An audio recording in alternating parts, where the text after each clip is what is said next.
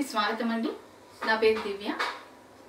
L షదై క్రీస్తు మహిమ ministries నుండి Timothy faster గారు మనతో ఉన్నారు. ప్రభువు యొక్క సజీవ సాక్ష్యాన్ని మనతో పంచుకుంటారు. ప్రైజ్ లార్డ్ ఫాస్టర్ గారు. ప్రైజ్ లార్డ్ అమ్మా. అన్వేషణ టీవీకి నా ప్రత్యేకమైన వందనాలు. దేవుడు నాకు ఇచ్చిన అవకాశాన్ని బట్టి కూడా దేవుడికి వందనాలు తెలియజేస్తున్నాను అమ్మా. ఫాస్టర్ గారు, ప్రభువులోకి మీరు ఎలా రావడం జరిగింది? ప్రభువుని నమ్ముకోవడం చెప్తానమ్మా. మాది గుంటూరు జిల్లా ఏట్కూరు గ్రామం అమ్మ. నేను అక్కడే పుట్టాను. మాది ఆ ఊరేను. అయితే మా నాన్నగారు చిన్నప్పుడే చనిపోయారు. మా అమ్మ పేరు వెంకాయమ్మ. మాకు ముగ్గురు అన్నదమ్ములమ్మ. అయితే మూడో వాడిని నేను. నా పేరు ఏడుకొండలు పెట్టారు. అయితే మరి నా యొక్క వయసు 20 సంవత్సరాల సమయంలో నేను హైదరాబాద్లో ఉన్నటువంటి మా మామగారు కమాదులేవు ఇస్తేరిమ కుమార్తె అయినటువంటి విజయాను నేను వివాహం చేసుకున్నానమ్మా 1991 సంవత్సరంలో. అయితే మరి నా యొక్క జీవితం సాక్ష్యం ఏంటంటే, నేను యేసు ప్రభుని నమ్ముకోకముందు నేను హిందూ యొక్క సిద్ధాంతాలను ఆచారాలను పాటిస్తూ, మా అమ్మగారు కూడా చాలా భక్తిరాలు. మా అమ్మగారు భక్తిరాలు, నేను కూడా భక్తి జీవితంలో జీవించానమ్మా. మరి పూజలు చేయటము, అలాగే అయ్యప్ప మాల వేసుకోవటము, అలాగే మరి నా జీవితంలో స్నేహితులతో మరి ఉంటూ తిరుగుతూ, అలాగే నేను మద్యానికి లోబడి మద్యం తాగుతూ ఉండేవాడిని. తర్వాత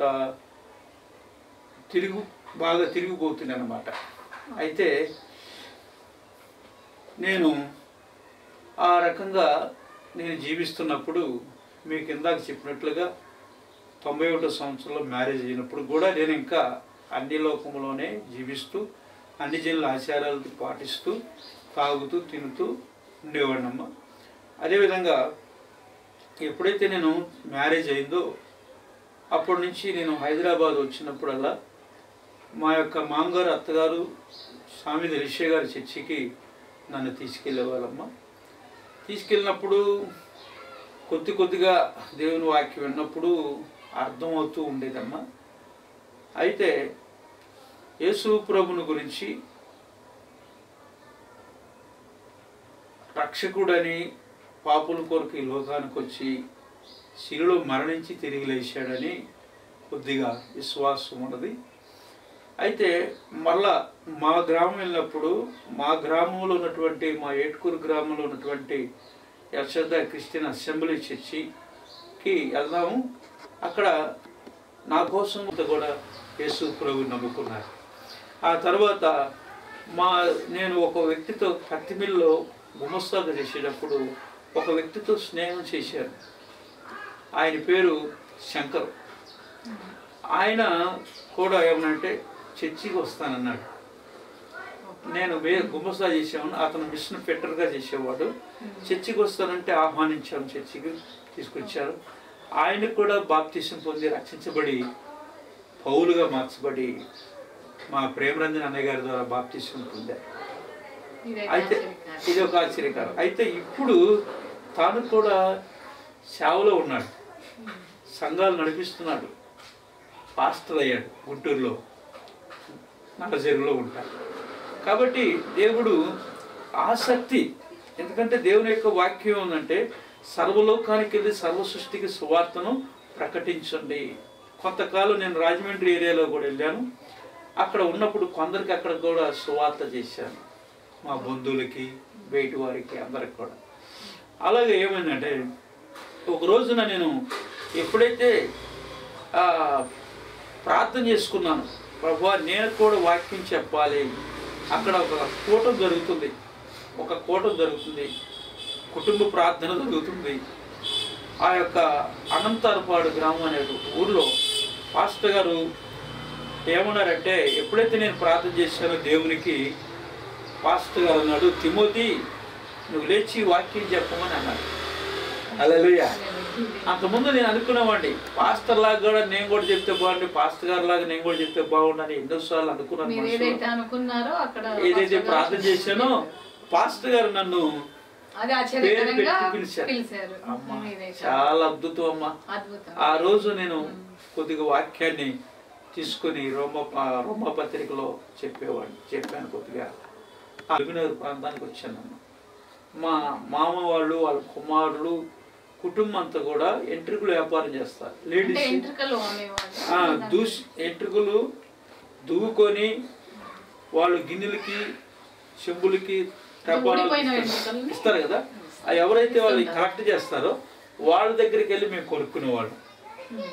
అలాగూ హైదరాబాద్లో ఎంట్రుకలు కొంటా ఉండి కిలో 2000, 3000 రూపాయలు అలా కొంటూ ఉండేవాడమ్మా. అయితే మా మామయ్య గారు ఆటో మీద మెహదీపట్నం దగ్గర గుడిమల్కాపురం అల్లూరు సీతారామరాజు దగ్గరని అక్కడ 2 వ్యాపారస్తుల దగ్గరికి వెళ్తూ ఉండేవాడు.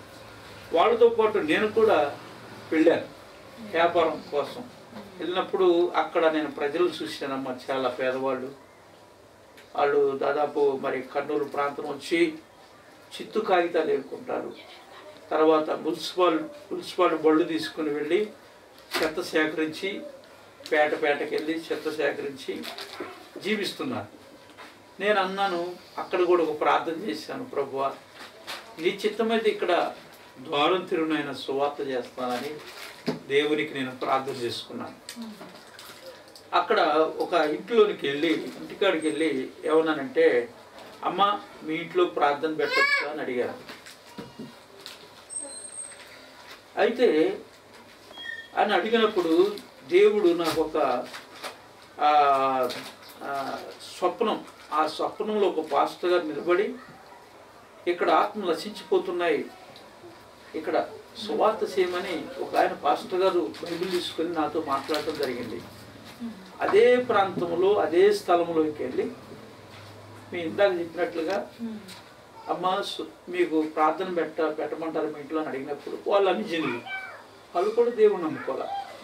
ఎందుకంటే నా యొక్క ఆశ ఏంటంటే, నేను ఏ విధంగా యేసు ప్రభువుని నమ్ముకున్నాను, ఏ విధంగా నేను స్వస్థత పొందుతున్నాను, ఏ విధంగా పాపాల రక్తంలో కడబడ్డాను, నేను పరలోక రాజ్యానికి వెళ్తాను కదా, మరి అనేక మందిని నాలాగా ప్రభు దగ్గరికి నడిపించాలనే ఉద్దేశంతో వెళ్ళాను. ఇది దేవుడు చేసిన కార్యం. అయితే వెళ్ళి సువార్త ప్రకటించి రాత్రిపూట 1 సంవత్సరం అంతా కూడా అక్కడ నేను ప్రకటించాను. తర్వాత పగలు పెట్టాను ప్రార్థన. అది పెట్టినప్పుడు ఆ ఇంట్లో వాళ్ళందరూ కూడా ప్రభువుని తెలుసుకున్నారు, రక్షణ పొందారు. అక్కడ ఆ ఇంట్లో వాళ్ళు రక్షించబడ్డారు ముందు, ఆ తర్వాత పక్కన వాళ్ళు వస్తున్నారు, వాళ్ళు రక్షణ పొందుతున్నారు. మొదట్లో ప్రేమరంజన్ గారు మా ఆత్మీయ తండ్రి, ఆయన వచ్చి బాప్తిసం ఇచ్చేవారు. ఆ తర్వాత ప్రేమరంజన్ గారు ఆర్ఆర్క మూర్తి గారిని కూడా పిలిచి ఆ ప్రాంతంలో మీటింగులు కూడా పెట్టారు. అయితే ఇలాగూ పరిచయం చేసినప్పుడు, సువార్త చేసినప్పుడు కొంతమందికి మా ప్రేమరంజన్ గారు అన్నయ్య గారు బాప్తిసాలు ఇచ్చారు. అయితే ఇలాగూ ఏమైందంటే అక్కడ సువార్త ప్రారంభం జరిగింది. ఆ సువార్త ప్రారంభం జరుగుతున్నప్పుడు ప్రాంతంలో అక్కడే వెళ్ళి సువార్త చేశాం. అక్కడ వాళ్ళు దేవుని నమ్ముకున్నారు. అదేవిధంగా సంఘములో నుండి మరొక చోటకి వెళ్ళి లింగనేందుడ్డి అని కర్నూలు జిల్లాలో అక్కడ సువార్త చేసాము. అక్కడ కూడా అనేక మంది ప్రభువు నమ్ముకున్నారు. సంఘం కట్టబడింది. అయితే మరొక విషయం చెప్పాలని నేను ఆశపడుతున్నాను. మా అమ్మ ఎక్కువగా మరి పూజలు చేసేది. అయితే ఒక రోజున మా అమ్మగారికి కాళ్ళు బాగా వాసినాయి. ఆ కాళ్ళు వాసినప్పుడు ఆమె బాధపడుతూ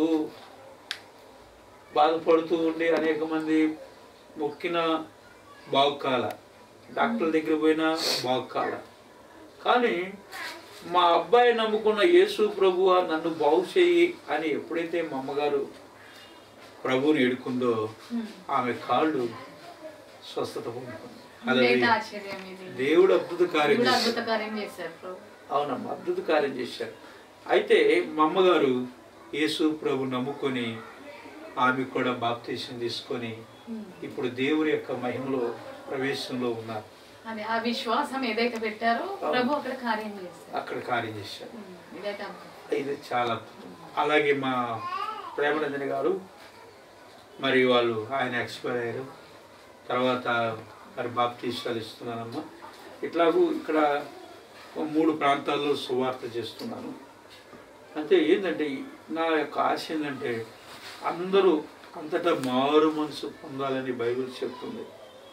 ఇది ఒక మతం కాదు. నేను హైందవునే, నా పేరు ఏడుకొండలే. ఇప్పుడు నేను తిమోతిగా మార్చబడ్డాను. అందుకని బైబిల్లో 2వ కొరింథీయులకు రాసిన పత్రికలో ఒక మాట ఉందమ్మా, ఎవడైనను క్రీస్తునందు ఉన్నయెడల వాడు నూతన సృష్టి, సమస్తము గతించెను, పాతవి గ్రతించెను, ఇదిగో క్రొత్తవాయె. అంటే దేవుడు ఒక నూతన సృష్టిగా నన్ను చేశాడు. హల్లెలూయా. నేను కానీ యేసుక్రీస్తుని నమ్మకపోతే నేను ఎప్పుడు పరిచయంలో కొనసాగబడుతున్నారు. అయితే పాస్టర్ గారు, మీ సంఘంలో ఎంతమంది విశ్వాసులు ఉంటారు? మా సంఘంలో అందరూ కలిపి దాదాపు 150 మంది ఉంటారమ్మా. ఓన్లీ రక్షణ పొందిన వాళ్ళే 150 మంది ఉంటారు. వాళ్ళు కూడా సంతోషంగా ఉన్నారు. దేవుడు వాళ్ళ జీవితాలలో కూడా అద్భుతాలు చేశాడు. తర్వాత పిల్లలు లేని వారికి పిల్లలు పుట్టడం. అయితే ఒకటమ్మా, యేసుక్రీస్తు గొప్ప దేవుడు, శక్తిమంతుడని నేను ఆయన ద్వారా చేసేటువంటి అద్భుతాల ద్వారా ఇంకా నేను విశ్వసించాను. ఎందుకంటే ఒకరికి ఆడపిల్లలు ఉన్నారు కానీ మగపిల్లవాడు లేడు. వాళ్ళు ప్రార్థన చేస్తే మగపిల్లవాడు పుట్టాడు. దేవుని కృపమ్మ. అయితే ఒక ఆమెకి దయ్యం పట్టి బాధపడుతుంది. అప్పుడే కందనమాట, బాధపడుతుంది. మేము అర్ధరాత్రి వరకు కూడా మేము ప్రార్థన చేస్తున్నప్పుడు ఆ దెయ్యము ఆ పిల్లను చంపేసి తల్లిని బతికించింది. ఆ తల్లి ఉన్న దెయ్యము ఆ పిల్లలోకి వెళ్ళిపోయి ఆ చిన్న పాపను చంపేసి ఆ దెయ్యం వెళ్ళిపోయింది. ఇది దేవుడు చేసినటువంటి మెరకలు. దేవుడు ఆనాడు ఎర్ర సముద్రాన్ని ఎలా చీల్చాడు, ఇశ్రాయేలు ప్రజలు ఏ విధంగా అయితే ఆకాశం నుండి మన్నాను కురిపించాడు, అమ్మా యోర్దాను నది దాటించాడు, బండ నుండి నీళ్ళు తీసుకొచ్చాడు, అవన్నీ ఎలాగో వాస్తవమో యేసు ప్రభు నమ్ముకున్నటువంటి నేను ఇవన్నీ అద్భుతాలు యేసు ప్రభు నమ్ముకోవడం ఇది నిజము. ఇది నిజమైన దేవుడు యేసు ప్రభు. సమాధిని జయించి తిరిగి లేచిన వాడు, సర్వమానాల కొరకు నా కొరకు శిలువలో మరణించి తిరిగి లేచినటువంటి సజీవుడైన దేవుడు. ఆయన ఒక్కడే అద్భుతాలు చేయవాడు, ఆయన ఒక్కడే ఆశ్చర్యకారాలు చేసిన దేవుడు. కాబట్టి నేను మరి సేవకు పిలిచాడు దేవుడు అని నాలో ఇలాంటి అద్భుతాలను బట్టి నాకు నిర్ధారణ కలిగింది. దేవుడు నన్ను పిలుచుకున్నాడు, దేవుడు నన్ను పిలుచుకున్నాడు అనే విశ్వాసం నాకు ఇంకా దేవుడు బలంగా ఇచ్చాడు. కాబట్టి ఇప్పుడు నేను నా యొక్క సాక్ష్యము ఏంటంటే దేవుడు నన్ను మరణములో నుండి జీవములోనికి దాటించాడు. నేను చనిపోయినా నేను మరలా యేసు ప్రభు వారు ఆకాశ మధ్యలోకి వచ్చినప్పుడు ప్రభు యొక్క మెసేజ్ అంటే అందరూ కూడా చనిపోతారు, ఎవరు కూడా ఈ లోకంలో సజీవంగా ఉండరు. అయితే ఆయన ఈ లోకానికి వచ్చి మన మరణాన్ని ఆయన తీసుకొని మన కోసం మరణించాడు. మన పాపాల కోసం ఆయన రక్తంతో కడిగి మనల్ని శుద్ధి చేశాడు, మనల్ని నీతిమంతులుగా చేశాడు. కాబట్టి నా యొక్క సందేశం ఏంటంటే వింటున్న వారికి, చూస్తున్న వారికి ఈరోజే మీరు యేసు ప్రభుని మీ హృదయంలో చేర్చుకొని ఆ యేసుక్రీస్తును నమ్మి మీరు రక్షించబడితే ఇప్పుడున్న మీరు వింటున్న మీరు మహా ఆనందము, సంతోషము మీరు పొందుకుంటారు. అదే కాకుండా మరి యేసు ప్రభుని నమ్ముకోవటం వల్ల పరలోక రాజ్యం ఉన్నది, మోక్షం ఉన్నది, యేసు ప్రభు నేనే మార్గమును, నేనే జీవమును, నేనే సత్యమని చెప్పాడు. ఆయన ద్వారా తప్ప పరలోక రాజ్యానికి అనగా మోక్షానికి వేరొక మార్గము, వేరొక నామము లేదని బైబిలు అపోస్తుల కార్యము 4వ అధ్యాయము 12వ వచనం చదివినట్లుగా ఆకాశం క్రింద ఉన్నటువంటి ఏ నామంలో రక్షణ లేదు, యేసుక్రీస్తు నామం వల్లనే రక్షణ కలుగుతుంది అని దేవుని వాక్యం సెలవించినట్లుగా ప్రియమైన వారులారా, మీరందరూ కూడా యేసు ప్రభువుని విశ్వసించండి. మీరు విశ్వసించినా విశ్వసించకపోయినా యేసుక్రీస్తు ద్వారా పరలోక రాజ్యం అది. నమ్మిన వారు రక్షించబడతారు, నమ్మని వారికి శిక్ష. ఆ శిక్ష ఏంటంటే రెండవ మరణం, ఆత్మ మరణం ఏంటంటే నరకము ఉన్నది. ఈ లోకంలో మంచి చెడు ఎలాగున్నదో, అలాగే వెలుగు చీకటి ఎలాగుందో, అలాగే మరి చనిపోయిన తర్వాత స్వర్గము అనగా పరలోకము, తర్వాత నరకము అగ్నిగుండం ఉన్నది. కాబట్టి మన చేతుల్లో ఉన్నది రక్షణ. మీరు బాగా ఆలోచన చేసి గ్రహించి ఇంకా మీ యొక్క దగ్గరలో ఉన్నటువంటి సేవకుల దగ్గరికి వెళ్ళి, మీ దగ్గర మందిరాల దగ్గరికి వెళ్ళి, మీ దగ్గర ఉన్నటువంటి విశ్వాసుల దగ్గరికి వెళ్ళి యేసుక్రీస్తుని గురించి మీరు ఇంకా పూర్తిగా తెలుసుకొని మీరందరూ కూడా మరి నాలాగా నేను సాక్ష్యం ఇస్తున్నాను, నేను యేసు ప్రభువుని నమ్ముకోకపోతే ఎప్పుడో చనిపోయేవాడిని, నేను ఇప్పుడు సాక్ష్యం ఇస్తున్నాను. నాలాగా మీరు కూడా నమ్ముకొని నేను పొందుతున్నంత ఆనందం, నేను పొందుతున్నటువంటి సంతోషం మీరు కూడా పొందాలని మనస్ఫూర్తిగా హృదయపూర్వకంగా కోరుకుంటున్నాను. చాలా చాలా థ్యాంక్ యూ పాస్టర్ గారు. చాలా వందనాలమ్మా. మీ అమూల్యమైన సమయాన్ని మాకు కేటాయించి ఇంతవరకు ప్రభు సజీవ సాక్ష్యాన్ని మాతో పంచుకున్నందుకు చాలా థ్యాంక్స్ అమ్మా. విన్నారు కదండి పాస్టర్ గారు ప్రభువు యొక్క సజీవ సాక్ష్యాన్ని పాస్టర్ గారు చెప్పిన విధానం బట్టి. మరొక పాస్టర్తో మళ్ళీ మీ ముందుకు వస్తాం. Thank you.